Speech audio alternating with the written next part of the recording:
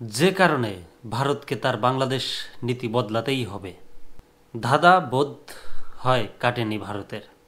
বাংলাদেশে ১.৫ দশকে জেঁকে বসা শাসন ব্যবস্থার পরিবর্তন হয়েছে।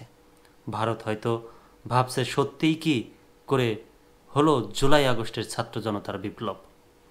কি উপায়ে একটি দল এবং আরও নির্দিষ্ট করে বললে ঢাকায় জমিদার স্বরূপ এক প্রধান নির্বাহী কর্মকর্তার উপর নির্ভর করে বাংলাদেশে ভারতের স্বার্থ রক্ষার নীতি সাজানো যায়, সেই প্রশ্নে এর আগে পররাষ্ট্রনীতির পণ্ডিতদের দিল্লি ধাঁধায় ফেলেছিল।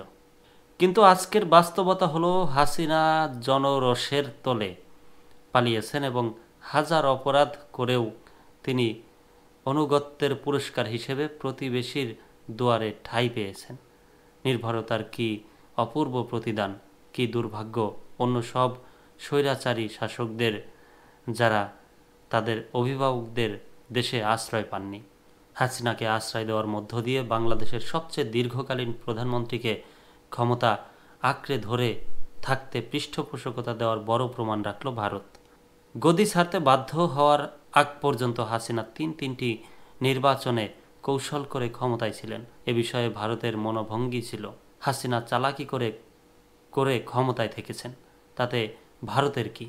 আসলে ভারতের প্রয়োজন হবে একটি গণতান্ত্রিক মর্যাদাশীল বাংলাদেশের সঙ্গে সম্পর্ক নির্মাণ, যে দেশের মালিকানা জনগণের, শেখ পরিবারের নয়, কোনো এলিট ব্যক্তি গোষ্ঠীরও নয়। বাংলাদেশের চলমান বিপ্লব খোলসা করেছে ভারত সম্পর্কে খুব একটা সুখী স্মৃতি এ দেশের তরুণ প্রজন্মের নেই। দ্বিপাক্ষীয় চুক্তিতে বাংলাদেশের বিজয় দেখেনি তারা, দেখেছে হাসিনার গোপন ও প্রকাশ্য অত্যাচারী কার্যকলাপের প্রতি ভারতের সমর্থন।